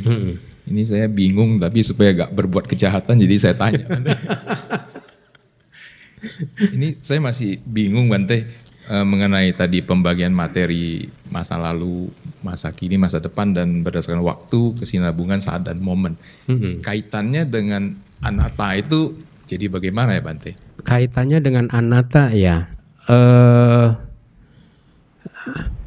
Sutanya yang kinci rupang ati tanah kata pacuan aja tanpa bidang rekam sumang inawa panitau yang tulisan tiga bahasa bang. Oh, jadi begini kaitannya dengan anatta. Pertama Buddha mencoba membimbing kita untuk melihat rupa secara menyeluruh. Ya, artinya secara menyeluruh itu tidak ada lagi rupa yang tersisa selain yang kita diklasifikasikan oleh Buddha. Ya. Makanya Buddha kemudian mengklasifikasikan rupa dan juga Vedana dan yang lain ke dalam 11 klasifikasi, 11 kategori. Ya, masa lalu, masa depan dan seterusnya 11. Di luar itu sudah nggak ada lagi sebenarnya. Itu adalah kayak all embracing net gitu. Udah semuanya ada di situ. Jadi sudah nggak ada yang tersisa. Jadi itu sekaligus karena itu all embracing. Jadi sekaligus itu menolak kemungkinan adanya sesuatu yang belum dianalisis. Paham? Ya. Jadi semua udah dianalisis ke dalam 11 ini. Lalu bagaimana kaitannya dengan anatta kan gitu pertanyaannya ya. Setelah Di sutanya kan setelah diklasifikasikan ke dalam 11 klasifikasi itu tadi, kemudian Buddha mengatakan sabang rupang netang mama neso hamasmi neso me atati, sabang rupang, semua rupa ya, itu bukan milikku, bukan aku dan bukan rohku. Jadi itu sebenarnya tadi Buddha sedang kitab komentar sedang mencoba untuk menganalisis terlebih dahulu bahwa rupa dari masa lalu, masa depan, masa kini, internal, eksternal, kasar, lembut dan seterusnya, semua rupa ini netang mama neso hamasmi nak meso atati, bukan milikku, bukan aku, bukan rohku, gitu ya. Dengan demikian itu juga mencegah pemikiran seperti yang di kelas pertama kemarin saya sampaikan di awal. Dulu ada yang di buku saya pernah baca, orang itu kadang serba susah gitu ya, diterjemahkan menjadi bukan roh, di challenge, oh berarti yang ini bukan, berarti ada nih roh yang di situ, itu kan, atau diterjemahkan menjadi tanpa roh, oh yang ini tanpa, yang itu ada gitu. Nah ini enggak, ini all embracing sudah. Jadi semuanya sudah, semua rupa, semua wedana itu bukan milikku, bukan aku dan bukan rohku. Gitu. Jadi sebenarnya alurnya nanti akan ke situ, ya. Tapi nanti di bagian-bagian akhir juga akan ditunjukkan bahwa ini ewam metang yakta butang sama panyaya dadabang. Artinya ini hendaknya dilihat dengan kebijaksanaan yang benar apa adanya, ya tabutang sesuai realitas ya.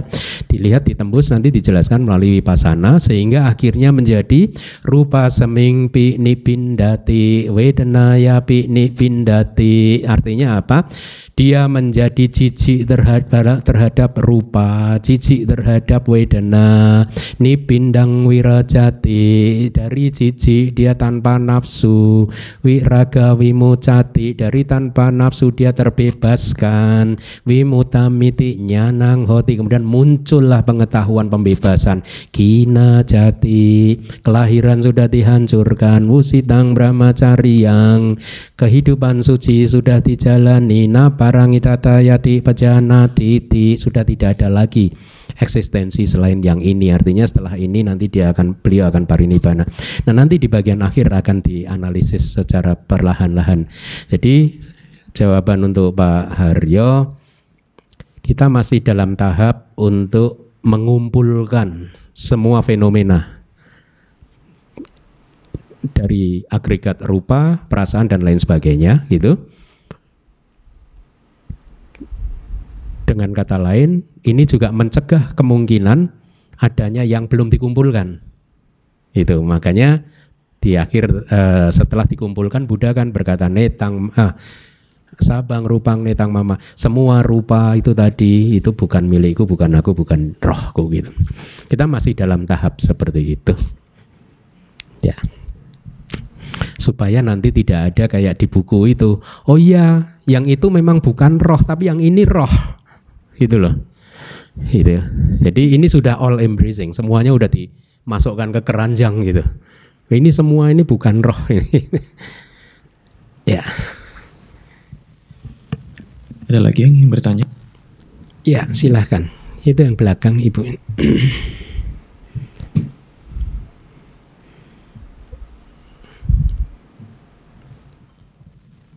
Malam Bante. Saya juga kan peserta baru ya. Kalau kemarin bahas mengenai anicca itu mungkin kalau aplikasinya ke kehidupan sehari-hari itu mungkin lebih gampang ya, bahwa itu semua kejadian tuh pasti tiap hari berubah, dan kalau kita mengalami sesuatu itu nggak selamanya seperti itu gitu. Nah tapi kalau untuk pengertian anatta diaplikasikan ke dalam kehidupan sehari-hari itu agak susah ya. Saya nggak terlalu bisa kaitkan gitu. Jadi misalnya apakah itu lebih ke tidak melekat ya, kayak melepas, oh kalau ini bukan aku, bukan inti, bukan roh seperti itu, atau bagaimana itu untuk aplikasi sehari-harinya biar seperti kayak anicca gitu, lebih mudah gitu menerimanya. Makasih. Jangan bersedih Bu kalau susah merealisasi anatta. Tadi juga dikatakan memang anicca dan dukkha lebih mudah terlihat kan ya. Anatta itu memang susah, dan tadi juga bahkan saya tambahkan tidak ada ajaran lain selain Buddha yang mempunyai set of latihan tentang latihan yang membimbing kita untuk bisa menembus merealisasi anatta gitu. Kalau dipakai di dalam, aplikasikan di dalam kehidupan sehari-hari, ya sebenarnya bisa ya. Tapi sebelum saya uraikan, saya akan sampaikan terlebih dahulu bahwa pemahaman ini dan yang akan saya sampaikan akan lebih mudah Anda pahami kalau Anda sering bermeditasi. Ya, itulah mengapa sering dikatakan bahwa pengetahuan yang muncul dari meditasi itu sangat kuat biasanya, lebih kuat. Sedemikian kuatnya sehingga bisa merubah kebiasaan kita, bisa merubah kecenderungan kita, berusaha merubah cara berpikir kita juga. Sedemikian hebatnya itu dampak positif dari meditasi gitu. Ya. Tapi kalau tanpa meditasi, akhirnya kita mendapatkan pengetahuan atau kebijaksanaan yang istilahnya second hand knowledge, pengetahuan dari tangan kedua, ya, pengetahuan dari guru, bukan first hand knowledge. Meditasi adalah mendapatkan first hand knowledge, pengetahuan atau kebijaksanaan yang first hand, dialami langsung. Nah itu lebih kuat untuk bisa merubah kebiasaan kita gitu. Kenapa merubah kebiasaan itu menjadi penting? Karena kita ini sudah hidup sejak awal samsara ya, sampai hari ini jangka waktunya lama sekali. Kotoran batin, noda-noda batin dan semuanya itu sudah kayak ibaratnya pancakanda ini sesuatu yang udah karatan. Ya, jadi karatnya udah sulit untuk dihilangkan. Tidak bisa bahkan dengan hanya belajar saja, harus meditasi baru bisa hilang karatnya gitu. Nah kebiasaan itu sudah ada sejak awal samsara. Makanya kita kebiasaannya beda-beda. Karena kebiasaan ini sudah kita lakukan sejak awal samsara yang sudah lama sekali. Nah oleh karena itu kembali lagi pengetahuan tidak cukup kuat. Walaupun pengetahuan melalui belajar itu bukannya tidak bermanfaat, tetap bermanfaat, bisa merubah seseorang, tetapi nanti pada satu saat-saat tertentu kebiasaan lama akan muncul lagi. Supaya kebiasaan lama nggak bisa muncul lagi, harus dikikis, dihancurkan lewat meditasi. Gitu. Nah aplikasi anatta, kalau kita coba merujuk kepada sutta ini tadi, ya. Kalau itu adalah Anda, Bu, berarti kan tadi ada 3 definisi kan, karaka, wedaka, sama sayang wasi. Kalau itu adalah ibu siapa namanya? Ya, ibu A gitu loh. Kalau ini ibu, maka kehidupan itu, tubuh jasmani dan pikiran itu, kalau itu adalah Anda, seharusnya kan tidak mengarah kepada kesengsaraan dan lain sebagainya seperti yang tadi saya sampaikan. Tetapi kan faktanya tidak demikian. Ya, faktanya ternyata kebalikannya. Ya. Nah, dengan memperkuat persepsi-persepsi yang seperti ini saja dulu ya, bahwa ternyata tidak ada yang memiliki kehidupan ini. Ternyata kehidupan ini, tubuh jasmani dan juga fenomena mental yang ada di dalam tubuh jasmani ini adalah sesuatu yang mempunyai karakter dan prosesnya masing-masing sendiri. Makanya tadi saya ibaratkan seperti 5 komponen mobil, misalkan mesin ini gitu, 5 komponen.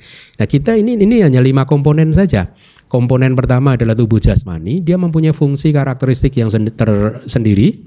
Komponen kedua itu adalah perasaan Anda. Perasaan itu berbeda dengan tubuh jasmani. Anda harus bedakan dulu bahwa ini perasaan bukan tubuh, ini tubuh, ini bukan perasaan. Dibedakan. Kemudian komponen yang ketiga adalah persepsi. Ya, itu pun berbeda dengan yang lain. Ini masing-masing komponen ini kan berbeda. Komponen yang keempat itu ada 50, Bu. Ada 50 faktor mental ya. Jadi Anda boleh baca buku saya yang jilid 2, Manual Abhidhamma yang jilid kedua. Di sana saya menguraikan 52 faktor mental. Nah, ini yang 50 selain perasaan dan persepsi. Ada banyak sekali ya. Misalkan kontak ya. Makanya ini salah satu manfaat belajar Abhidhamma ya. Di dalam Abhidhamma kita diajarkan bahwa ada faktor mental, energi mental yang disebut kontak, yang membuat batin Anda menyentuh. Kayak sekarang Anda melihat ke arah saya, itu ada batin yang menyentuh tubuh saya secara mental ya. Dari sana akhirnya muncul reaksi-reaksi begitu itu dan lain sebagainya. Kemudian komponen yang kelima adalah kesadaran. Nah, sebenarnya kalau kita mempunyai ilmu yang cukup tentang Abhidhamma, kita bisa memahami 5 komponen ini, maka pasti akan lebih mudah untuk memahami bahwa tubuh jasmani dan batin ini adalah fenomena yang muncul dan lenyap dengan sendirinya, sekaligus fenomena yang terkondisi. Dia muncul karena ada sebab dan kondisi yang mendahuluinya. Itu. Aplikasinya di dalam kehidupan sehari-hari berarti pada saat kita mengalami sesuatu, kita tahu bahwa kita mengalami sesuatu ini karena ada sesuatu yang mengkondisikan sebelumnya. Dan di dalam Abhidhamma diajarkan bahwa sesuatu yang mengkondisikan itu selalu dari dalam. Artinya kalau kita bicara mental ya, itu yang mengkondisikan ya mental kita. Misalkan yang saya maksudkan begini. Kalau saya marah terhadap seseorang yang tidak paham anatta akan berpikir bahwa saya marah karena dia telah menyinggung harga diri saya. Ya, sebagai contoh. Tetapi karena saya paham anatta, saya tahu bahwa kemarahan saya ini dipicu oleh pertama setelah terjadinya kontak antara batin saya dengan kata-kata orang tersebut. Persepsi saya berkembang biak. Papanca dhamma tadi berkembang tanha, nafsu keinginan, kesombongan dan pandangan salah ini berkembang biak. Ketika ada orang yang menyinggung perasaan saya, ya, begitu terjadi sentuhan antara saya, mental saya dan kata-kata dia, kemudian muncul reaksi dari saya, ya, karena saya paham Abhidhamma, saya tahu reaksi itu murni munculnya sebabnya dari diri saya sendiri. Sehingga dengan demikian saya tidak akan tergesa-gesa menyalahkan orang lain. Ya, kenapa? Karena kemarahan ini muncul disebabkan karena adanya perhatian yang tidak bijaksana terhadap suara yang tidak menyenangkan tadi. Jadi bukan orang itu yang membuat saya marah, tapi kemarahan ini muncul karena saya tadi mendengarkannya dengan tidak menerapkan perhatian yang bijaksana. Seandainya saja saya menerapkan perhatian yang bijaksana pada saat mendengar suara itu, artinya mindful, penuh perhatian, maka saya tahu bahwa suara dia hanyalah sesuatu yang muncul lenyap, dia pun adalah juga pribadi yang muncul dan lenyap. Kemarahan saya juga sesuatu yang muncul dan lenyap, tidak kekal, ya. Persepsi saya terhadap kejahatan dia juga muncul dan lenyap, tidak kekal.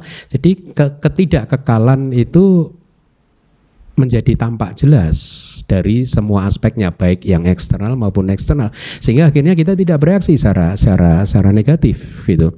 Nah, walaupun saya tadi mengatakan ini adalah pemahaman anicca, tapi kan tadi juga dikatakan oleh Buddha, segala yang anicca itu dukkha. Dan segala yang anicca dan dukkha itu anatta. Jadi ya gitu Bu, rangkaiannya begitu. Anicca, dukkha, anatta, anicca, dukkha, dan anatta. Saran saya ya, teruslah belajar dan juga terus bermeditasi. Secara periodik dalam 1 tahun minimal ikut retret 1 kali 10 hari itu coba, karena sangat sayang, kembali lagi kita sudah lahir sebagai manusia yang kelahiran ini sangat sulit didapat buat putu jana, sangat sulit didapat, sehingga sayang kalau kita tidak berkembang di dalam kelahiran kita sebagai manusia ini, sangat sayang. Kenapa? Karena kesempatannya ada untuk berkembang. Ya, kesempatannya ada seperti apa, banyak kan guru-guru bagus masuk ke Indonesia sekarang. Atau kalau kita mau ini ya kita yang keluar negeri, kita ke negeri-negeri Buddhis langsung berlatih di sana gitu. Ya, atau ya dengan berbagai cara kita isi waktu dengan menggunakannya dengan sebijak mungkin ya, membagi waktu untuk keduniawian dan dibagi untuk hal-hal yang bersifat spiritual. Karena kadang kalau kita tidak disiplin di dalam membagi waktu, kilesa kita ini sering menjerumuskan. Kilesa ini maunya ya kayak lalat itu, maunya ke tempat sampah gitu. Maunya malas-malasan, nggak mau ini, maunya cari alasan dan lain sebagainya. Jadi makanya harus disiplin sih. Gunakan waktu dengan disiplin yang baik untuk membaginya dengan belajar dan bermeditasi. Ini, Bu. Begini, Bu. Kalau Ibu juga belum bisa memahami ini manfaatnya dalam kehidupan sehari-hari, ya. Banyak yang sudah membuktikan apa yang saya katakan begini. Kalau di kelas Abhidhamma yang pertama, itu saya beri perumpamaan begini, Bu. Hati kita itu ibaratnya taman, garden. Seperti layaknya taman, itu ya isinya ada bunga yang indah, ada rumput liar, ada benalu. Ya. Bunga yang indah itu adalah kualitas hati kita yang baik. Ya, seperti keyakinan terhadap Buddha, Dhamma, Sangha, hukum karma dan lain sebagainya, perhatian penuh dan lain sebagainya, metta, karuna, mudita, upeka dan lain sebagainya. Rumput liar dan juga benalu itu kilesa. Ya, atau 14 cetasika yang aku salah. Nah, itu rumput liar. Efek alamiah yang sering dialami oleh mereka yang banyak pengetahuannya, ya, belajarnya banyak belajar, ya. Setiap kali dia belajar itu dia mengumpulkan bunga di dalam hatinya gitu. Itu perumpamaan saya yang saya pakai di kelas pertama. Semakin banyak dia belajar, semakin banyak bunga di dalam hatinya, di dalam taman hatinya, ya. Pada saat taman hatinya itu dipenuhi oleh bunga, maka tempat untuk rumput liar udah mulai kedesak. Ya, dan itu ternyata benar. Semakin banyak pengetahuan, kilesa akan kehilangan keleluasaannya. Ya, inilah mengapa Buddha di Sutta juga mengatakan salah satu syarat untuk jadi Sotapanna bahu sutta. Banyak mendengar, artinya banyak belajar, banyak ilmu. Gitu. Jadi nggak apa-apa kalau sekarang kau belum bisa mengaplikasikan, teruslah belajar. Diisi hatinya dengan bunga-bunga terus. Nanti kalau taman hati ini udah penuh bunga, rumput liar udah nggak, kehilangan space-nya, kehilangan tempatnya, ya. Jadi nggak bisa tumbuh dengan normal lagi. Artinya kilesa udah mulai jarang muncul. Ya, meskipun tetap untuk bisa menghancurkannya adalah dengan meditasi. Ya, oke, cukup.